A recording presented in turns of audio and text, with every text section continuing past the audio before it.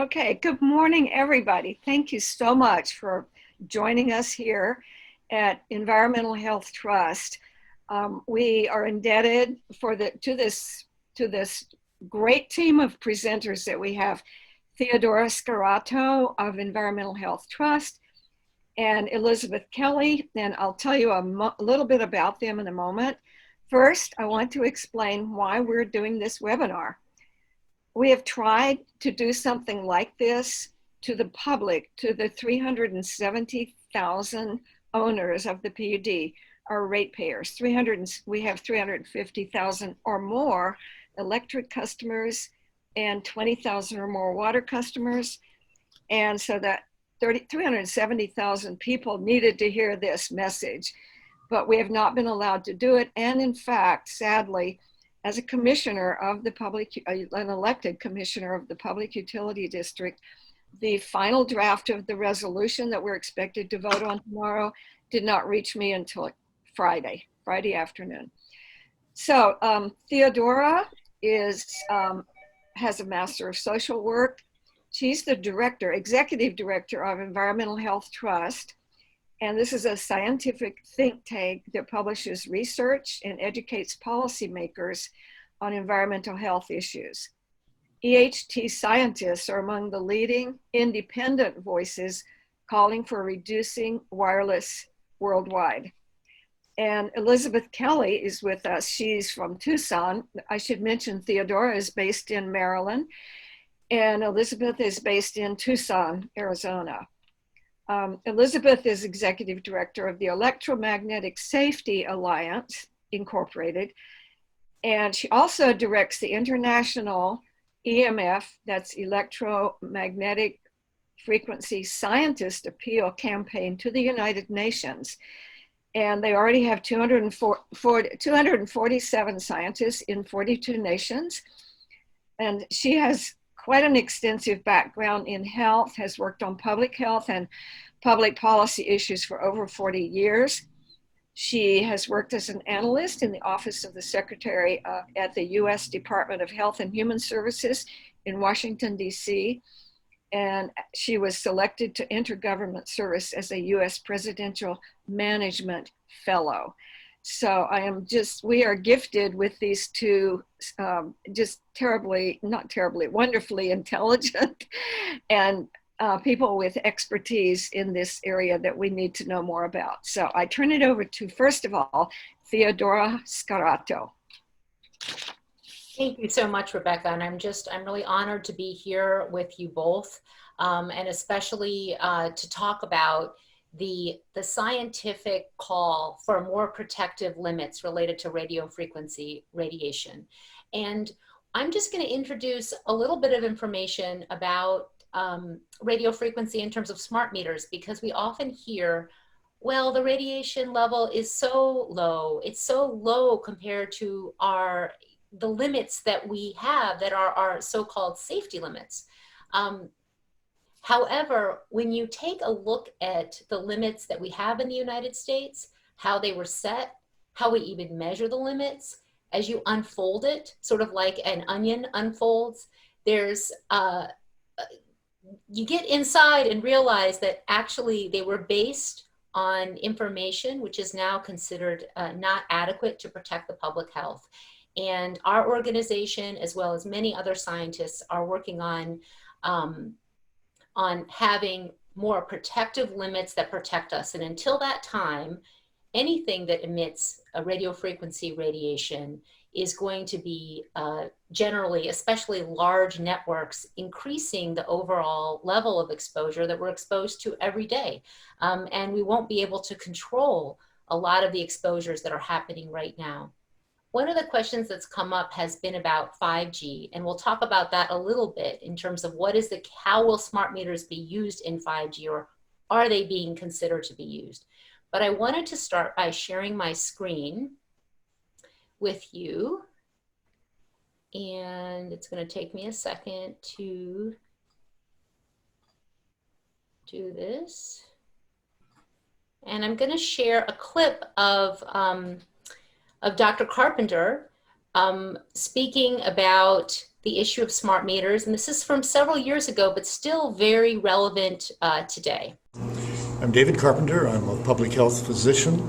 I graduated from Harvard Medical School, and I worked for the New York State Department of Health for 18 years.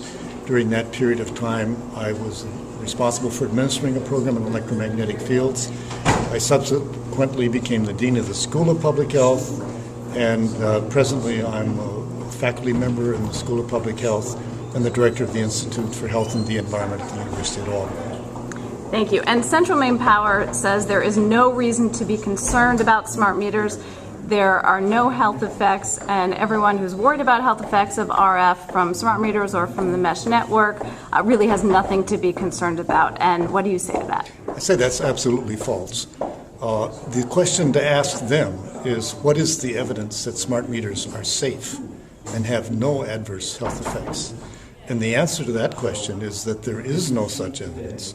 And in fact, while no one has actually done human health studies in relation to people living in homes with smart meters, we have evidence from a whole variety of other sources of radio frequency exposure that demonstrates convincingly and consistently that exposure to radio frequency radiation at elevated levels for long periods of time increases the risk of cancer, increases the damage to the nervous system, causes electrosensitivity, has adverse reproductive effects, and a variety of other effects on different organ systems. So there is no reason for no justification for the statement that smart meters have no adverse health effects. Well, it should be up to each individual to identify whether or not they want to be continuously exposed 24/7 to elevated levels of radio frequency radiation. The smart meter is for the benefit of the utility, saves them money because they don't have to then have people going out reading the meters. And it's at the expense of the consumer who has to live in the house that has this constant exposure. So an informed person should demand that they be allowed to keep their analog meter. I thought this was useful. The evidence has grown substantially since the date that this video clip was taken, which was, I think, related to a hearing where there were smart meters. And he breaks it down there in the hallway. There are many, many scientific papers that have been published linking radio frequency radiation, which is what smart meters emit, to all the harms that he discussed, from cancer to impact to the brain, to impact to reproduction. I got involved as a social worker who works with kids who've had developmental disabilities and lead exposures, for example, and knowing that there is no safe level of lead. And it took years to get to the point where I think that's considered common knowledge. But for many, many years, what industry argued is that, well, lead poisoning happens at a certain level, but the very low level is really not a problem. And in fact, you shouldn't even call it lead poisoning. And that argument was used in allowing lead to be added to gasoline, and there were all these emissions which were considered low level, but of course built up over time. And what we know now is that the addition of lead into the vehicle gasoline is something that has contaminated entire areas. And when we pulled it out, you could actually see the lead levels dropping in people in the United States from eliminating that exposure. So when you hear the word low, it depends on, what perspective you have. And what the science is showing, and what scientists are saying, is that over time, especially, there are effects after the repeated exposure to this, what is being termed environmental pollution. Now, smart meter manufacturers warn their shareholders, and this is in the SEC form, the 10K form that's filed by Itron. And what it says is, we may face adverse publicity, consumer or political opposition, or liability associated with our products. We may be subject to claims that there are adverse health effects from radio frequencies utilized in connection with our products. If these claims prevail, our customers could suspend implementation or purchase substitute products, which could cause a loss of sales. And that's in their 10K filing. But also Verizon, Crown Castle, all of the companies actually have in their annual reports or in their notice to shareholders similar statements warning their shareholders that there could be a risk if these claims, because of these claims and if changes happen in the regulatory structure. There are many white papers by insurance companies that rank radio frequency radiation and non-ionizing radiation as a high impact, a high future impact. And most recently, like with 5G, it was rated high, and there's a report called 5G Off the Leash.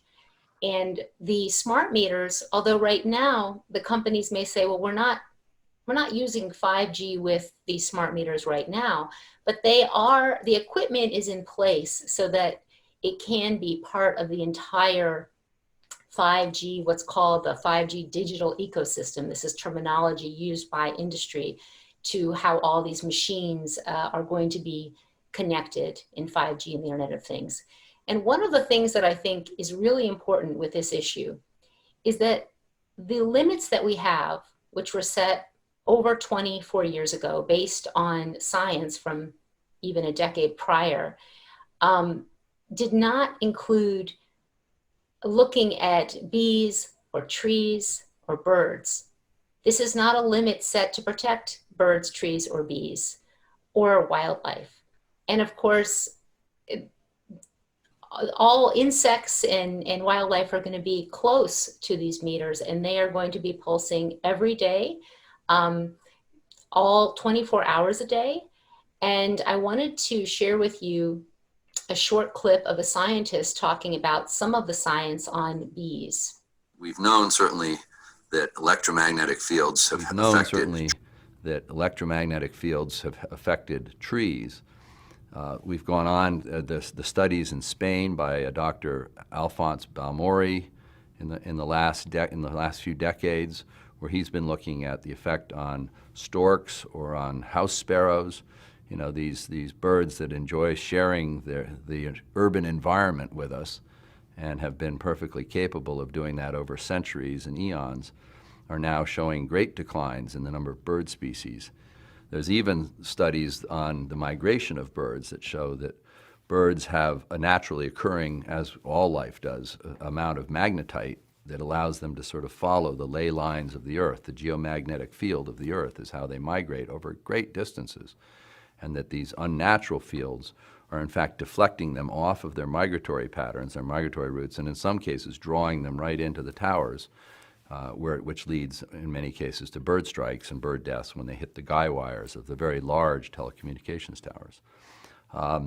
Frogs, recent studies done by Alphonse Balmori in Valladolid, Spain, where he put Faraday cages over one tank of tadpoles, or eggs, in this case frog eggs, within 140 meters of an antenna, and then left the other tank with the frog eggs out fully exposed to the electromagnetic fields. And as the eggs hatched, he watched the development of the tadpoles, and the ones that were protected by the Faraday cage showed completely normal development. The ones that were out in the open, exposed to electromagnetic fields, showed poor form development. Some actually outright died, and others just never really got up to the actual energy and speed that the other tadpoles developed. By the U.S. Department of the Interior, citing research that has found effects at 1/600th of the current permissible level of radio frequency radiation. And this letter from 2014 states that the electromagnetic radiation standards used by the FCC continue to be based on thermal heating, a criterion now nearly 30 years out of date and inapplicable today. And so there's a lot of discussion related to smart meters or to really any device that is being debated. You'll often hear, well, what is the radiation in comparison to this or a comparison to that? And the real issue is that our limits were not protective when they were set. They're only based on heating. They don't account for modulation or all kinds of characteristics of a information carrying wave. So different antennas will transmit different frequencies and different modulations, and they have different in the way the pulses are going to be emanating that are reaching our body and the body of every living thing that is absorbing it. And all of these things all these characteristics of the wave impact the biology. And there have been research showing, at very low levels that there can be effects depending on different parameters. However, the way we measure this type of radiation is based on one criterion, which is how hot, at what level is it heating to a certain degree. And the assumption is that heating is the only harm, and that the measurement is about how much power density is there, rather than looking at the complexity of this kind of exposure. So I am going to turn it over to Libby Kelly. I have a few more things to share, and I know she has some extremely important information as to the EMF scientist appeal. And thank you so much, Elizabeth. Well, thank you, Theo. I'm glad to be here. I manage the International Commission on Electromagnetic Safety, and one of our projects is the international appeal to the United Nations calling for protection from non-ionizing electromagnetic field exposure. We initiated this appeal in 2015, and it now has been signed by over 250 scientists who have published papers in peer-reviewed professional journals where they have found biological and adverse health effects far below the current standards set by the Federal Communications Commission and the international standard setting organizations, which are IEEE, the International Electronics and Electrical Engineering Society, and the ICNIRP, the International Commission on Non-Ionizing Radiation Protection. Those are industry groups run by engineers, basically, and they take a physics view that shows no harm at these levels that are heats based on avoiding thermal heating or burn. But the scientists that I work with who are independent, as Theodora just explained, they're concerned about the levels far below the safety thresholds set by these standard setting groups and by the FCC guidelines. The commonality, the collective view of these scientists is that here are the biological and health effects that they see in their science. And I'll read it to you. They see numerous scientific publications that show EMF affects living organisms at levels way below the most international and national guidelines. These effects include increased cancer risk, cellular stress, increase in harmful free radicals, genetic damages, structural and functional changes of the reproductive system, affecting sperm and reproduction, learning and memory deficits, neurological disorders, and negative impacts on general well-being in humans. And the damage goes well beyond the human race, as there's growing evidence of harmful effects to both plant and animal life. Now, the scientists make several recommendations. They recommend that children and pregnant women especially be protected from these forms of radiation at hazardous levels, that guidelines and regulatory standards be strengthened, that manufacturers be encouraged to develop safer technology, and that the public has a right to know, and that medical professionals be trained to diagnose and treat people who have EMF-associated illness, and that white zones be established for the protection of people that cannot tolerate these signals. And with the growing proliferation of electrosmog, they need a place where they can thrive. So they're being harmed. So this document, this appeal, has achieved international recognition and is frequently quoted in public testimony, in lawsuits, cited. It is a published document. It's cited in other scientific studies, and it's considered a highly credible and authoritative statement on behalf of the independent scientists.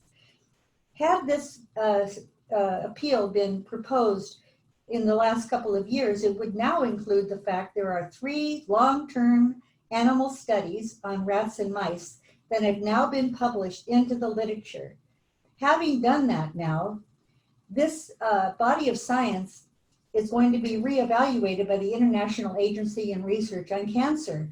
Even though 9 years ago, the IARC determined that RFR was a possible human carcinogen, the scientists now believe that after a review, which will take place around 2002 or later, 2022, I should say, 2022, I mean, or later, that they would act to reclassify and upgrade the classification of RFR to a probable or even a group 1A, a human carcinogen, which is their nomenclature for classifying agents and substances which they deem to be toxic. Those 3 clinical labs, one dates back to 1992, which was a study by C.K. Chow, who heads up standard setting committees for the IEEE. His study on animals found evidence of DNA damage. Studies on rats and mice done by the U.S. National Toxicology Program and by the Ramazzini Institute in Italy. Those 2 groups did long-term studies also that found clear evidence of cancer in the brain and the heart. And in the midst of all this information, the FDA is sitting back and declining to take a strong look at this evidence by saying, well, that's very interesting. We're always interested in learning about new studies. However, we see no need to do a human assessment, a quantitative risk assessment to determine whether or not these new studies indicate that we should change our policy about EMF exposure, which right now, they don't have any policy. There's no comment from our federal health agencies. The public is not protected. I'm organizing an EMF medical conference, which will be a conference on the science, the medicine, how you can protect yourself, the legalities, and how to advocate about this matter. It's going to be held in January 2021 with a prep course in October. You can go to the website for this conference. It'll be launched this week, www.emfconference2021.com. I look forward to your questions. Great, thank you so much. So if you would like to put some questions in the Q&A, I can field those. And I also wanted to share something with you, which was brought up at the hearing, but, and that's the question of how many times are there pulses from Smartmeters? Because this becomes a question that gets asked. We hear, oh, it's only 2 minutes of a phone call for an entire year. There's all kinds of ways you can slice and dice this information. But I wanted to point something out, which I'm going to. Theodora, which hearing was that? Was that our latest PUD meeting when we had I think, yes, and you know, we're in the midst, in my community and in communities all around actually the nation, they're looking at water smart meters. So there's the issue of electric meters, but then soon after, if you don't already have them, there's a push for quote smart, so-called smart water meters. And this is coming up. And I wanted to share that when it has been looked at, and every meter, every manufacturer is different in terms of what they do. But this was a documentation from the California utility, Pacific Gas and Electric, recognizing smart meters can average, you know, 190,000 over 24 hours with an average of 9,600 intense pulses. And something else is that Dr. Di-Kung Lee, who does research on non-ionizing radiation with pregnant women, because you'll often hear non-ionizing radiation cannot cause harm. It's not proven to cause harm. But there's substantial evidence that's been published associating harmful effects with non-ionizing radiation. And in a document that was submitted onto the FCC record, his research, which found replicated research showing miscarriage from actually lower frequencies of electromagnetic radiation than radio frequency, but still non-ionizing, he was measuring with magnetic fields, also found ADHD as well as miscarriage and other effects. And he has a statement about smart meters, and he says, whether FCC standards for smart meters are sufficiently protective of public health, taking into account current exposure levels to radio frequency and electromagnetic fields. First, FCC has only guidelines, not standards. We have no federally developed standards where we found a safe level in the United States. So what we're talking about is guidelines that were adopted by the FCC from groups which were industry loyal, had industry individuals in them, and it was really for industry, for what makes this technology work best, rather than what is a safe level for people, children, pregnant women, medically vulnerable. I just added that in. And then second, the current FCC guidelines only deal with the thermal effect. And just skipping to the end, when it comes to non-thermal effects of radio frequency, which is the most relevant effect for public concerns, FCC guidelines are irrelevant and cannot be used for any claims of smart meter safety unless we're addressing heat damage. And I have, from a public information request to the California Department of Public Health, we actually found documentation where they did research on smart meters, looking at the amount of pulses. And they found that the all averages are greater than 60 pulses an hour, at least 1 pulse a minute. And these documents I can share with you, but to say that it's only 2 minutes a year is not an adequate representation of what the exposure is, because there are these millisecond, these very short pulses which come out of meters day and night. And there's all kind of research where they've looked at the positions of models of people and what the rate of absorption is into the body. These are images that are showing intensities in terms of the rate of absorption into the body in all these different positions. And they're thermally based. However, they are showing that the exposures, depending on your position near the transmitters, this type of radio frequency is being absorbed into our body. And what is, so it's not that it's not an exposure, which sometimes I think when I hear people talk about this, it's minimizing.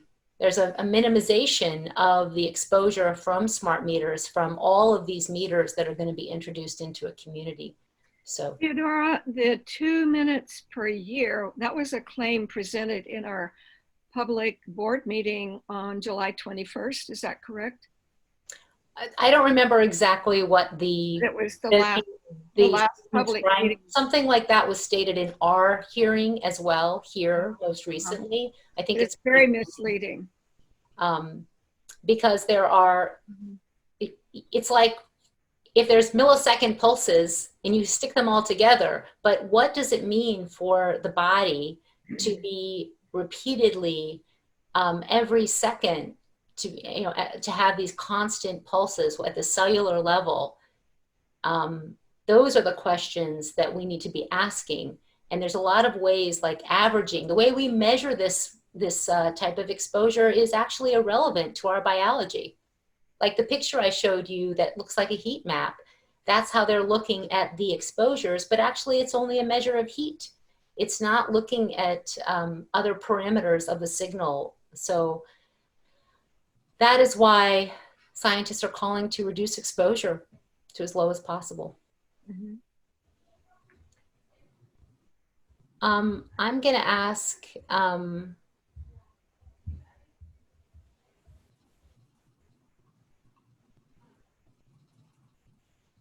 there's a question here. The pulsations are said to occur mere minutes per day. They actually pulse high energy mini bursts several times a minute.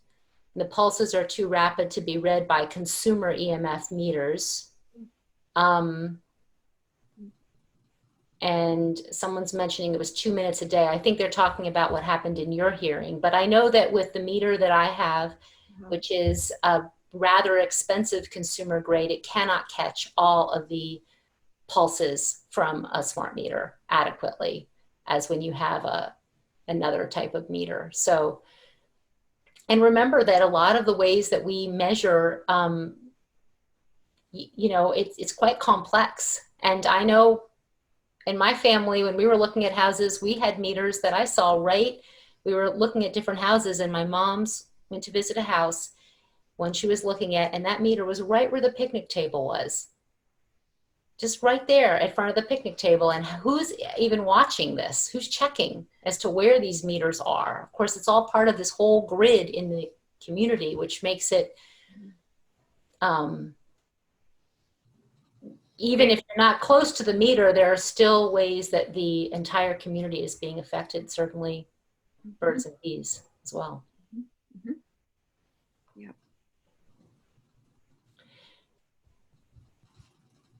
So Elizabeth, are the smart meters are a part of the EMF scientist appeal?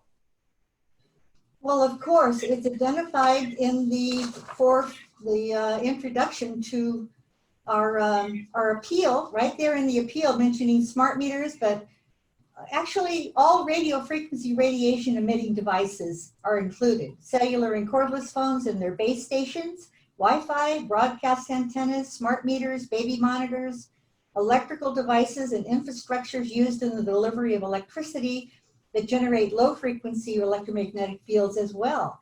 But as you already said, Theodora, the scientists do not do device-driven research. There's no money in that. What they're looking at are biological effects and health effects. Now realize that the engineering community at the IEEE and ICNIRP and FCC, they write these standards for industry so that they can acquire spectrum and provide services, and it works. Their job is to make it work. They're not biologists, and they're not taking into account the concerns being raised by not only biologists all over the world and other life scientists about these effects, but in the US government, they have not taken into account the opinions of the radio frequency engineers and other scientists who work within the federal government agencies. And this dates back to 1996, when the FCC revised their RF human exposure guidelines. I was looking at this issue back at that time, and I know that the federal government scientists commented on those proposed rules and raised serious questions about them, and they were ignored.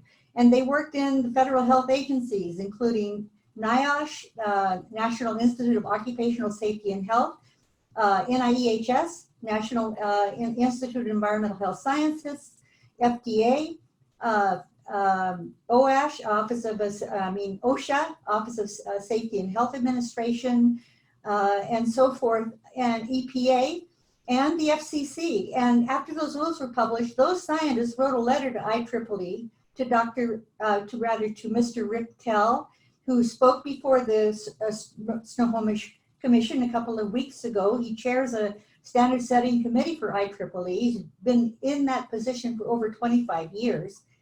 And he's an engineer, right? RF engineer. He is a compliance engineer with these current standards.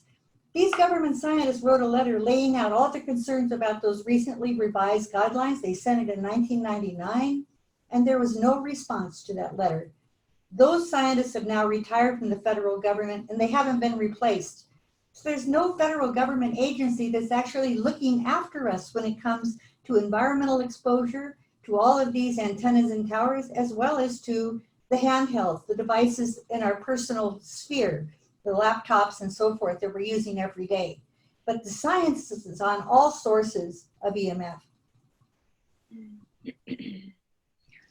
You know, one of the things I had recently, to add to what you're saying, Elizabeth, in confirming that, when I wrote to the Environmental Protection Agency recently with some very specific questions about protections related to birds and bees, the response I got, so I asked, what U.S. agency has reviewed the research on damage to trees from radio frequency radiation? And I ask that because there's a body of research showing harm to trees which are in line of sight of antennas. And that's all on our website at ehtrust.org. And they answered, the EPA does not have a funded mandate for radio frequency matters. And we are not aware of any EPA reviews that have been conducted on this topic. We do not know if any other US agencies have reviewed it. And I also asked about impacts to birds and bees, and they answered the same with the same quote. And I'll put a link in the chat, and you can read the entire email response from the EPA to me just last month, confirming that. There is another part of this. The head of the federal government scientist group called the Interagency Radio Frequency Working Group that sent that letter to Rick Tell in 1999. His name was Dr. Greg Lotz, and he ran a RF hazard research unit within NIOSH, the National Institute on Occupational Safety and Health. And his colleague Joe Bowman ran a similar program looking at research on electricity. So these two scientists worked in NIOSH, and they looked at hazards from EMF at those two frequencies, electricity and radio frequency, on workers. And they published strenuously and connected with other scientists around the world. Well, in 2002, Dr. Lotz told me that his unit was being shut down, that they were no longer going to look at hazards in the workplace related to EMF. He was being reassigned to evaluate the radioactivity or emissions from medical devices. They were going to look at medical devices in hospitals and how they operate and how to create more safety rules for that. So our government completely abandoned the field of any oversight and science regarding worker safety on this issue. And we all know of situations where workers, telecom and electrical workers and roofers and air conditioning repairmen are called in to work on buildings where the antennas are operating and they're being highly exposed. Now, the FCC rules, guidelines on workers' occupational exposure is more permissive, and the workers are supposed to be trained on ways to protect themselves while they're doing this work. But many of the people that are doing this work are subcontractors. They're day laborers. They're not prepared, they're not trained, and they're being more highly exposed than the general population. No oversight. And OSHA was recently amended or changed by the current administration to, what do they call it?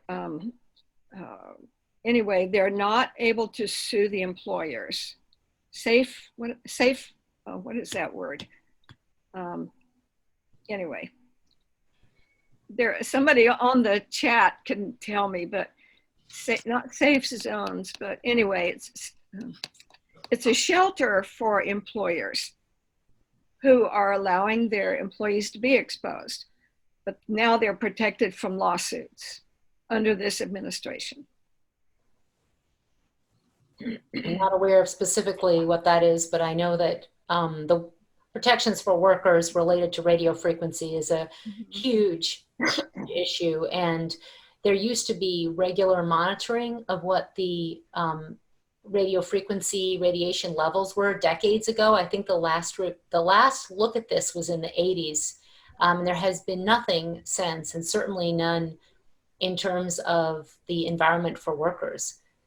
Now, someone wrote a question, which is a rather large conversation, but I just wanted to set it off, which is how many lawsuits have been made against smart meters or EMFs in general? And I put in the chat a recent lawsuit related to smart meters in Maine, where a resident is alleging a suit under the Americans for Disabilities Act. He has a form of cancer of lymphoma, and he's been paying, he is filing because his doctor recommended he not be exposed to wireless radiation in his home.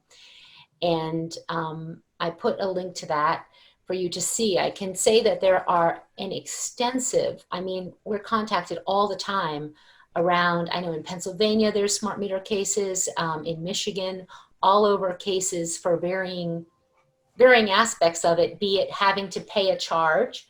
If you've been recommended not to have this kind of exposure, why are we paying? Why should someone pay to not have an exposure that they never wanted in the first place? And they want to keep their analog meter, as well as harm from meters. But also in terms of radio frequency, there are several cases related to brain tumors. And there's been a consolidation of cases in the United States where people have developed brain cancer and are alleging on the side of the head where the phone was held. But in other countries, like in Italy, those cases have, they've been won, where the judge only looked at independent research, not industry-funded research. And the determination is that the tumor was linked to the wireless phone exposure, and that the individuals could have monies related to compensation for that in their worker compensation. So there've been several cases, and I'll put the links in the chat. Libby, I don't know if you wanted to add on to that in terms of lawsuits in cases related to EMFs.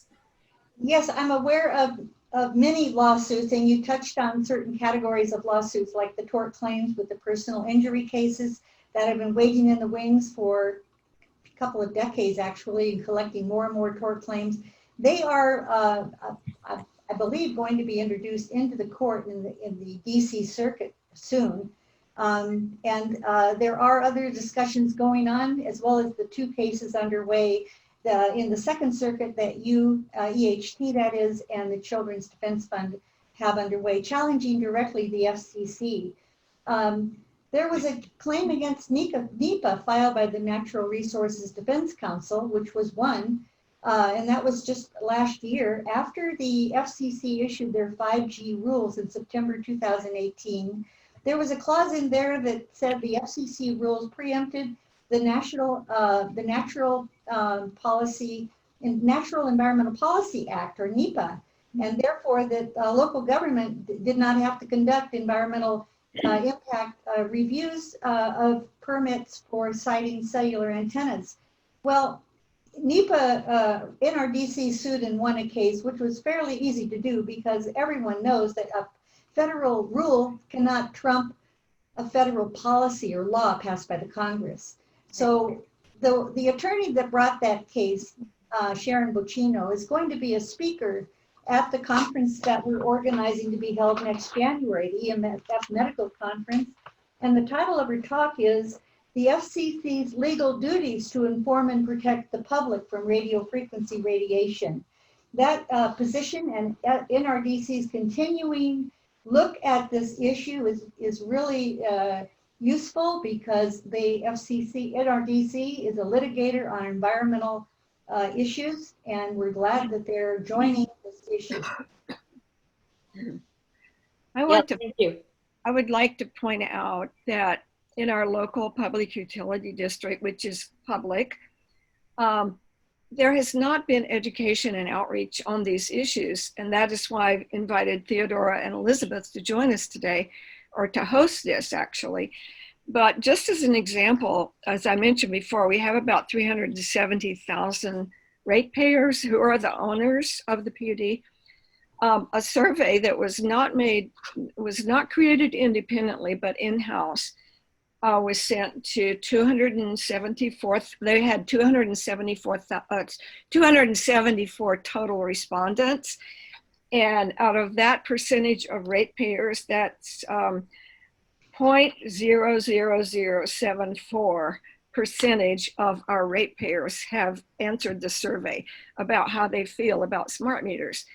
Now, if you look at the survey, and I don't have it to present today, but it should be available. There was no real discussion about smart meters per se. It was like, would you like this? Would you like to be able to do this? How many times a day do you want to check your energy usage? And most of it, the percentages were not very high in favor of, oh, I need to see my usage every 15 minutes. But there were a few people who own Teslas especially, are particularly interested in their energy uses, and they want to kind of correlate it, to their mileage. And we have recharging stations now for those. So we want to support getting rid of fossil fuels, but my concern has been lack of outreach and education on the issues, and such a small percentage of our ratepayers being surveyed, and not even preceding that with education and outreach. That's my concern. And so that's all I want to say about that. But people tomorrow can join our meeting and make public comment at 1:30. And let's see, if you go to snowpud.com, you can go to the commission page and you can see the agenda, and you can notice that at 1:30 we have time for public comment.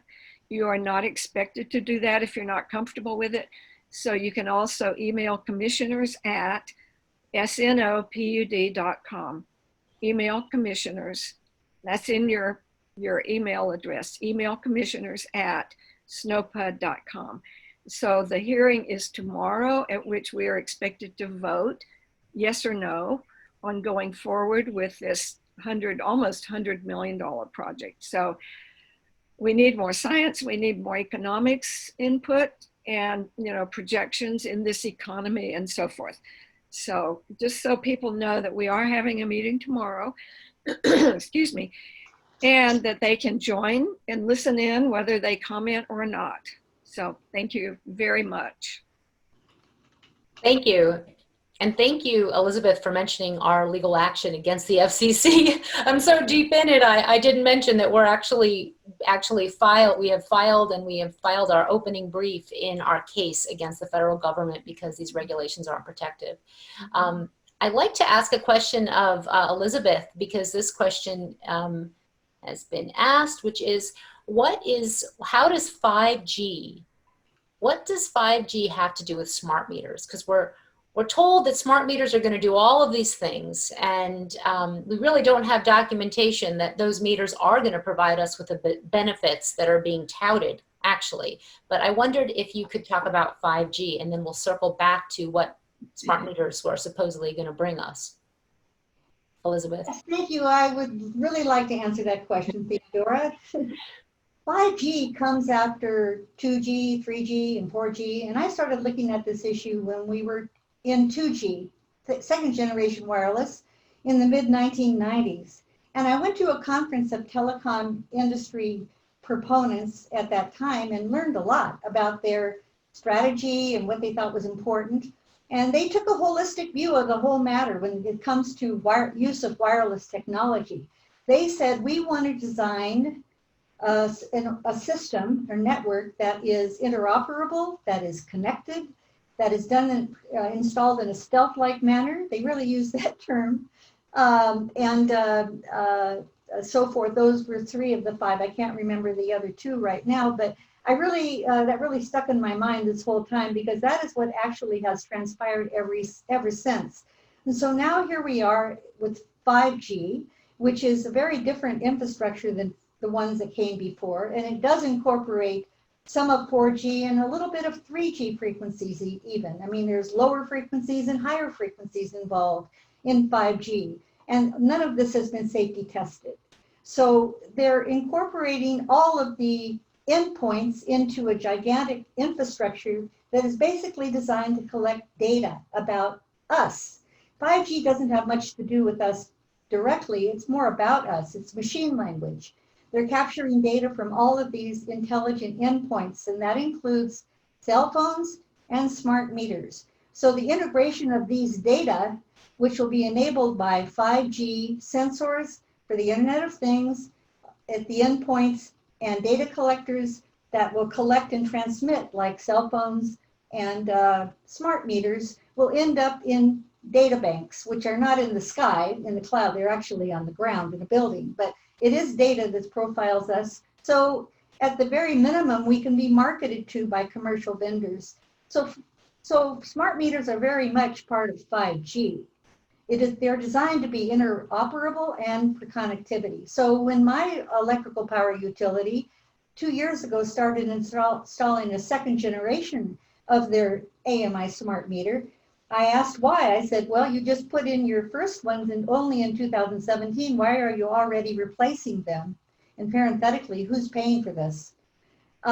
So when they answered me, they said, oh, this is just updating for efficiency so we can read your bills better and your needs are being served better as customers.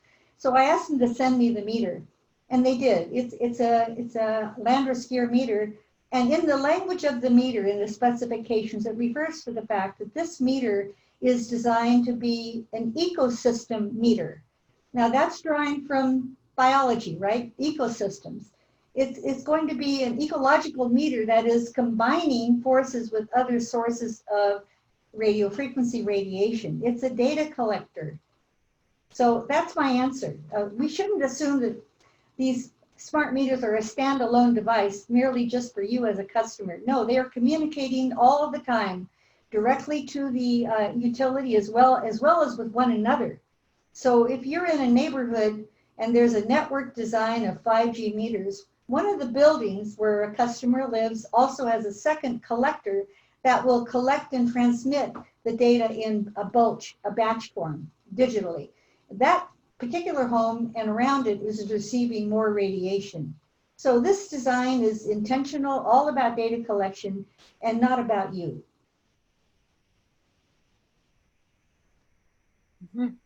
You. Thank you. And you can just, just start looking into use case for 5G and smart meters.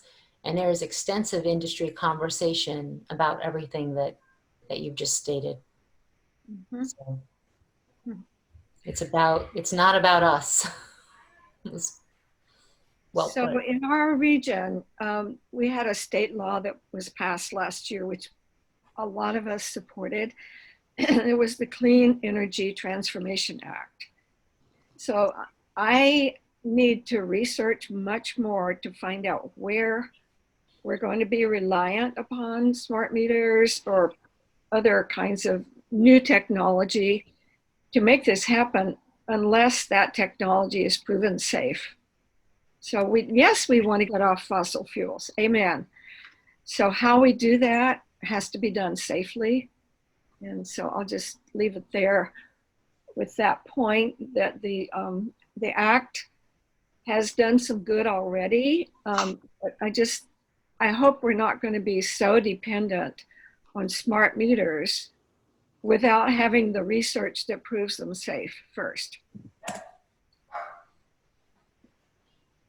And it's often said that smart meters are going to save energy, but the documentation that it is the smart meter that is saving energy, I have certainly not seen, because people need education and to change their behavior and to know, knowing what they're doing, but it doesn't have to be using a wireless meter to do that. And actually and I should find it and I can send it to you, but when people are aware of their behaviors and they're already motivated on it is what is helping change their behavior. It's not just having the meter. There's been some research I was just looking at where just because you have a smart meter doesn't mean you look at it. The people who are looking at it and who are doing that work were motivated to do that, or something else spurred them to do that. It doesn't have to be a radio frequency meter that is doing that. And also, because of all the privacy issues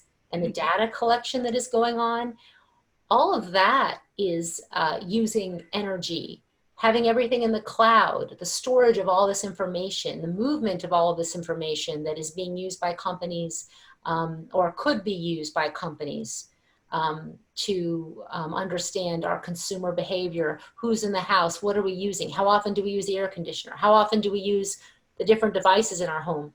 Because something that's going to happen is all the devices you buy, your washing machine, your air conditioner, all these things are connecting, and the smart meter is part of that. And it's a lot of information that companies really want to know about us. It's not just about us knowing about our usage. Like, for example, I know information about how I can conserve energy at home that has nothing to do with me knowing every second someone telling me what it is. It's like when when are the times to run the, the washing machine, or hanging the clothes out to dry. All these things are things that are part of education, which needs to be done. And where is Elizabeth's utility that is already replacing smart meters? Any idea of cost? Oh, I'm sorry. Are you going to answer that question, Elizabeth? Okay, well, I live in Tucson, Arizona, so the utility that serves my electrical needs, I'm a customer of Tucson Electric Power. Tucson Electric Power is owned by Fortis Energy in Canada, a multi-billion-dollar international energy company. And so they're going to look for every way they can to pass the costs along to the customer of their improvements. It'll just be on our bill. I assume that that will be on my bill. And I put in another link to Physicians for Safe Technologies information on smart meters, just because in the interest of time, I'm going a little bit quick. So I wanted to make sure you had that in the chat. And also to mention what someone just brought up, which is about how long smart meters last, 5 to 7 years. Whereas the analog mechanical meter that we have, which doesn't have these sorts of emissions, can last decades. And technology becomes obsolete the second it gets out the door, before it even gets in your hands.